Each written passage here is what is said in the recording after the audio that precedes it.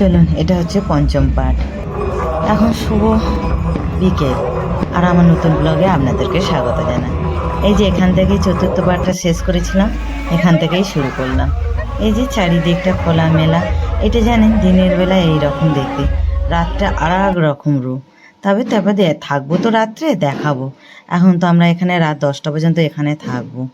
এই যে চারিদিকটা এখন দেখছি ঘুরে ঘাড়ে সব ভক্তরা আসছে যাচ্ছে, প্রচুর হাঁটতে হয় জানেন, বিশাল বড় এলাকা। মানে সবাই এবারে স্নানের দিকে যাচ্ছে। এটা হচ্ছে গোমুখ।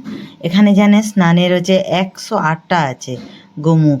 এই যে মুখ দিয়ে জল পড়ছে, এরা তো পানি বলে, আমরা জল বলি। এই যে জল পড়ছে দেখুন, সবাই এই স্নান টান করে তারপরে কৃষ্ণ মন্দিরে প্রবেশ করবে। যে যেখান থেকেই আসুক সবাইকে কিন্তু আগে স্নান করতে হবে। স্নান করে হাত পা স্নান করে তবে 108টা করা আছে, কোনো অসুবিধা নেই, এখানে পড়েও যাবে না। এত সুন্দর পরিষ্কার পরিচ্ছন্ন না, এক ফোঁটা কোনো নোংরাও নেই। এই যে মেয়েটা স্নান করতে করতে যাচ্ছে, আমিও মাথায় জল দিতে দিতে দৌড়াচ্ছি জানেন। গুনছি কিন্তু গুনতে পারলাম না, 108টা। এটা বিশাল বড় এরিয়া নিয়ে সবাই স্নান করে। এই যে আমাদের সব গ্রুপের লোক।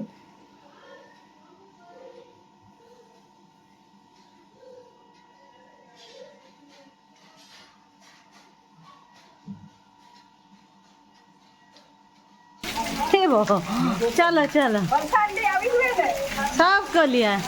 हर हर महादेव। मैं तो सब ब्लॉग में छाड़ूंगी। हाँ, मेरा बच्चे का मम्मी का ले लेती हूँ, मेरा इंचार्ज है। चलो, ये मेरा बच्चे का मम्मी है। हमारा ग्रुप है सब। चलो खत्म। हाँ हाँ, अच्छी तरह से नहा लो। সবার স্নান হয়ে গেছে, এবার এইখানটা বসে আবার আলাদা সব ঘর করা আছে, সব কাপড় চোপড় ছেড়ে পরিষ্কার করে স্নান টান করে এইসব কাপড় চোপড় ছেড়ে তারপরে এবার ঠাকুরে প্রবেশ করব। তবে এখন লাইট চালু হবে, এখন এই রকম দেখতে পাচ্ছেন তো, আবার একটু পরে অন্যরকম। আর এই যে পাশ দিয়ে নদী চলে গেছে, নর্মদা নদী, বিশাল বড় এরিয়া নিয়ে। এখন তো এইটা একদম, এখন কটা বাজে, এখন 7:30 বাজে জানেন, এখনও সন্ধে হয়নি। এই যে আলো জ্বলে গেছে দেখুন, লাইটটা এত সুন্দর, মানে লাইটটা চলতে না এই মন্দিরের আর এক রকম রূপ, মানে যেন মনে হচ্ছে পুরো স্বর্গ। এত সুন্দর এই মন্দিরগুলো তখন দেখিয়েছিলাম একটু আগে, আবার এখন দেখুন অন্যরকম, যেন মনে হচ্ছে অন্য জায়গায় এসেছি। না, ওই মন্দির সব লাইটিং চালু হয়ে যেতে এখন সব এইরকমই লাগছে দেখতে, খুব সুন্দর।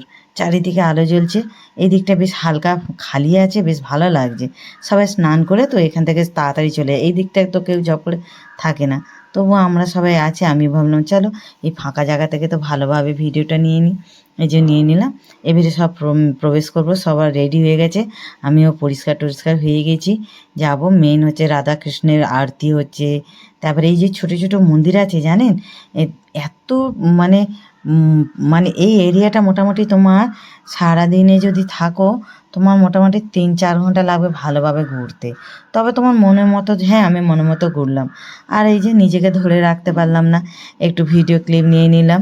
এবার চারিদিকে ফোয়ারা চলছে, লাইটিং চলছে, আর থাকতে এখনও দিনের বেলা আছে বলে না ওইটা স্পষ্ট ভিডিওটা ঠিক দেখা গেল না, এখনও ঠিকভাবে অন্ধকার হয়নি, একটু পরে আরও সুন্দর অন্ধকার। এই যে এখন পুরো অন্ধকার হয়ে গেছে। এই যে মন্দিরে প্রবেশ করে গেছি, এটা ওপর দিয়ে উঠতে হবে, মানে একটা ধাপ থেকে আর এক ধাপে যেতে হবে। আর এই যে চারিদিকে যত মন্দির আছে না, ছোট বড় করে সব এখন রাউন্ড করে ঘুরবো। মানে মোটামুটি এখানেও মানে 100-150 ভগবান বসানো আছে, তা এখন ঘুরতে ঘুরতে হালত খারাপ হয়ে যায়। তবুও আমি ছোট্ট করে দেখাবো আপনাদেরকে। এটাই হচ্ছে মেন রাধাকৃষ্ণের আরতি হচ্ছে, এখানে অনেক ভিড় জানেন, ভালোভাবে আর নিতে পারেন। আর রামকে কি সুন্দর সাজিয়ে রেখেছে, এই যে আরতি হচ্ছে, সব বসে আছে। তা আমি ভাবলাম কিছুক্ষণ দাঁড়িয়ে রইলাম, আর আমাদের লোক সব দৌড়চ্ছে সব তাড়াতাড়ি। এই যে মন্দিরগুলো সব মন্দিরে যাব, মানে মানে এইটা ঘুরতে মোটামুটি 1 ঘন্টা লেগে যাবে। এই মন্দিরগুলো সবাই একটা একটা করে ভগবান বসাচ্ছে, সব ঠাকুরের নাম জানি না, কিন্তু সব মন্দিরে সব একটা করে ভগবান বসানো আছে। আর এত কারুকার্য করা আছে, মানে নকশা করা আছে মন্দিরটা, আর কি বলবো। তো এখানটা আমি কিছুক্ষণের জন্য আমি ঝুলালাম কৃষ্ণকে, সব বসে আছে, কেউ প্রণাম করছে, আমিও একটু ঝুলিয়ে একটুখানি বসে পড়েছিলাম। বসে থেকে আবার অন্য জায়গায় গেলাম, মানে ওই যে ছোটো ছোটো মন্দিরগুলো দেখালাম না, সব এই মন্দিরে প্রবেশ। মানে ভেতরে একরকম, বাইরে দিক দিয়ে একরকম। এই যে এখন সব আরতি চলছে, এখন 7:45 বাজতে যায়, এখন সব আরতি চলছে। এই যে দেখছেন কত সুন্দর নকশা করা, কত সুন্দর ডিজাইন করা, এত সুন্দর লাগছে কি বলবো। মানে দিনের বেলা একরকম আর রাত্রে আর এক রকম, মানে যেন চারিদিকে সোনা দিয়ে মুড়ে রেখেছে। এটা হচ্ছে, আমি বললাম না বড়দা হচ্ছে নীলকণ্ঠ মন্দির। এই যে ওই যে ছোটো ছোটো মন্দিরগুলো দূর থেকে লাইটিংয়ে দেখিয়েছিলাম, সেই মন্দিরে সব এক একটা করে এই দেবতা বসানো আছে, অনেক দেবতা।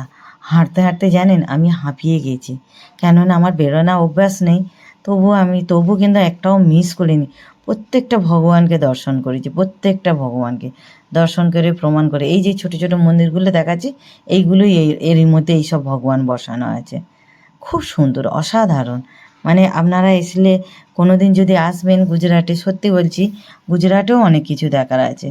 আমি তো কখনো বেরোইনি, আমি এই প্রথম বেরোলাম। তো এই মন্দিরটা আমি সবথেকে আমার প্রিয় লাগলো, খুব ভালো লাগলো। শুনছি আবার আম্বাজি মন্দিরে যাবে, দেখি তখন যাব একটু। চলুন এবার বেরিয়ে এলাম একটু। এখানেও আরতি চলছে, নাগের ওপরে কৃষ্ণ বসে আছে করে তারপর আমরা এবার বাড়ি ফিরবো। এখন আর এই পর্যন্ত খাওয়া দাওয়া করবো। এগুলো সব দোকান জানেন কি সুন্দর করে ডিজাইন করে সাজানো আছে দেখুন।